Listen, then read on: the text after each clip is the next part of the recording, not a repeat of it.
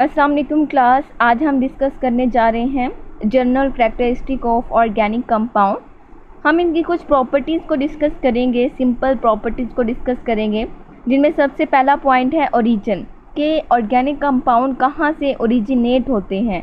तो इनका main source है नेचुरली अकरिंग सब्सटेंस, यानी ये नेचर में प्रेजेंट होते हैं, नेचुरली सब्सटेंस है।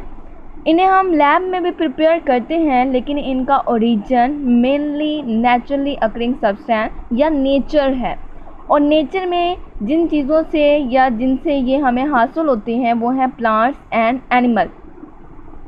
नेचर में ये दो चीज़ें हैं जो कि ऑर्गेनिक कंपाउंड को प्रोवाइड करती हैं। इसके अलावा नेचर में और भी बहुत सी चीज़ें हैं, लेकिन वो हमें ऑर्गेनिक कंपाउंड नहीं बल्कि इनऑर्गेनिक कंपाउंड प्रोवाइड करती हैं।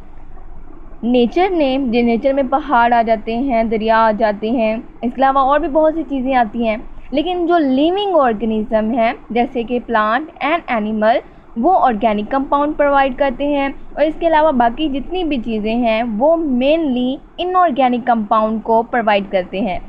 हमारे पास करैक्टरिस्टिक मेनली हम ऑर्गेनिक कंपाउंड की ही डिस्कस करेंगे, लेकिन साथ में कंपैरिजन करेंगे इनऑर्गेनिक कंपाउंड के साथ कि अगर हमारे पास ऑर्गेनिक कंपाउंड की ये प्रॉपर्टी है तो इससे रिलेट करते हुए या इसके कंपैरिजन में इनऑर्गेनिक कंपाउंड की प्रॉपर्टी कैसे होगी। तो उनके लिए अगर हम ओरिजिन देखते हैं तो वो हमारे पास मिनरल एंड रॉक से हासिल किए जाते हैं। मिनरल यानी ऐसी चीज़ें जो ज़मीन में या अर्थ क्रस्ट में प्रेजेंट होती हैं, वहाँ से हम इनऑर्गेनिक कंपाउंड को हासिल कर सकते हैं। सेकेंड पॉइंट है हमारे पास कंपोजिशन का, कि प्रॉपर्टीज़ के लिहाज से इनकी कंपोजिशन कैसी होती है ऑर्गेनिक कंपाउंड की। तो मेन कंपोनेंट कार्बन होता है। वैसे तो ऑर्गेनिक कंपाउंड वो कंपाउंड होते हैं जो कार्बन और हाइड्रोजन कंटेनिंग होते हैं, लेकिन इनकी मेन स्ट्रक्चर, इनकी बैकबोन स्ट्रक्चर जो बनाता है एलिमेंट वो कार्बन है, इसलिए मेन कंपोनेंट हम कार्बन को कंसीडर करते हैं।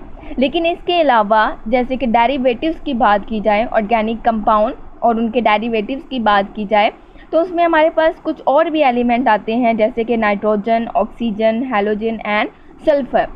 बहुत ज़्यादा अमाउंट में या ऐसे बहुत से कंपाउंड हैं जो सिर्फ और सिर्फ कार्बन और हाइड्रोजन को कंटेन करते हैं, प्योरली ऑर्गेनिक कंपाउंड। लेकिन इनके साथ डेरिवेटिव में हमारे पास नाइट्रोजन कार्बन की जगह या हाइड्रोजन की जगह बॉन्डिंग में नाइट्रोजन, ऑक्सीजन, हैलोजन या सल्फर भी प्रेजेंट हो सकते हैं एज अ कंपोनेंट।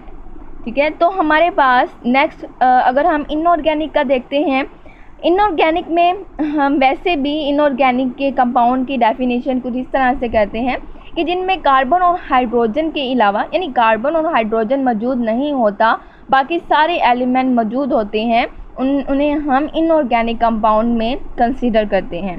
ठीक है, आगे अगर हम बात करें तो बॉन्डिंग आ जाती है कि इनकी बॉन्डिंग किस तरह की होती है या कौन सा बॉन्ड ये कंटेन करते हैं।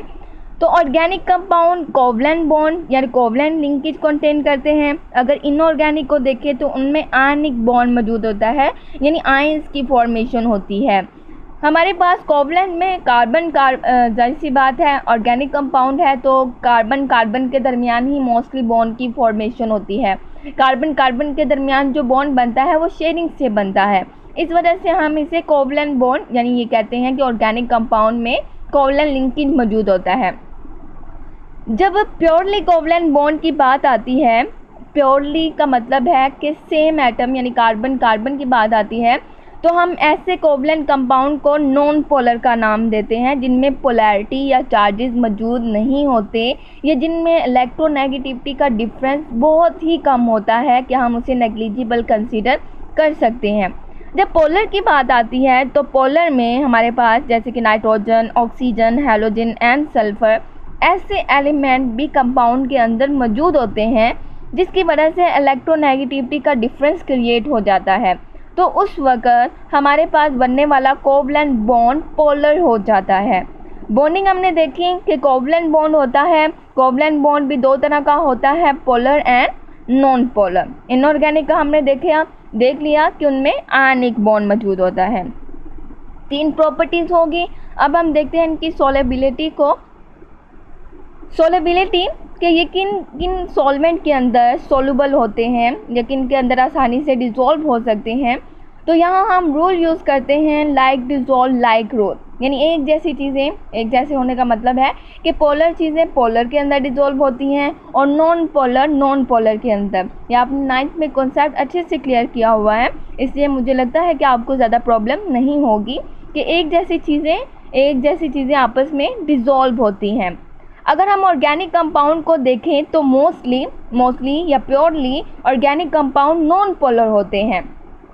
हाँ, बहुत कम होते हैं जो पोलर में आते हैं। उसका एक अलग से है कि पोलर हैं तो वो जाहिर सी बात है फिर पोलर में दूसरे सॉल्वेंट में जैसे कि वाटर है उसके अंदर भी डिज़ोल्व हो जाते हैं। लेकिन जब हम प्योरली बात करते हैं तो ऑर्गेनिक कंपाउंड नॉन पोलर होते हैं। इस वजह से ये ऑर्गेनिक सॉल्वेंट में ही डिज़ोल्व होते हैं, यानी कि नॉन पोलर सॉल्वेंट में ही डिज़ोल्व होते हैं, अपने जैसे सॉल्वेंट के अंदर ही ये डिज़ोल्व होते हैं।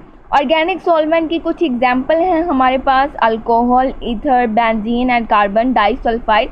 ये आपने MCQs के लिए, ये शॉर्ट क्वेश्चन के लिए याद रखना है कि ऑर्गेनिक सॉल्वेंट की एग्जाम्पल दें तो आपको पता होना चाहिए, ये 4 एग्जाम्पल आपको याद होनी चाहिए कि इन सॉल्वेंट के अंदर, इन ऑर्गेनिक सॉल्वेंट के अंदर ऑर्गेनिक कंपाउंड डिज़ोल्व हो सकते हैं।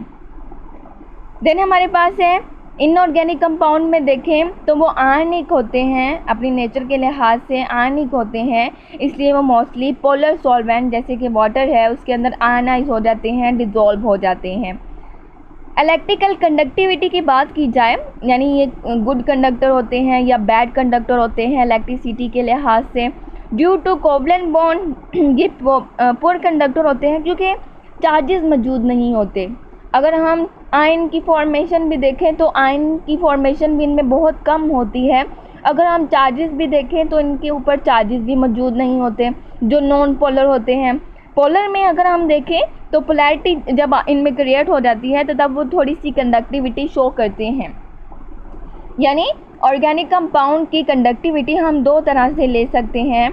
जब प्योरली कोवलेंट कंपाउंड या प्योरली ऑर्गेनिक कंपाउंड की बात करेंगे तब ये पुअर कंडक्टर हैं, लेकिन जब उनके डेरिवेटिव या ऐसे कंपाउंड जिनमें ऑक्सीजन या दूसरे एलिमेंट प्रेजेंट हो और इलेक्ट्रोनेगेटिविटी का डिफरेंस मौजूद हो, पोलैरिटी क्रिएट होने की वजह से हम उन्हें कंडक्टर का नाम देते हैं कि उनमें कंडक्टिविटी शो होती है।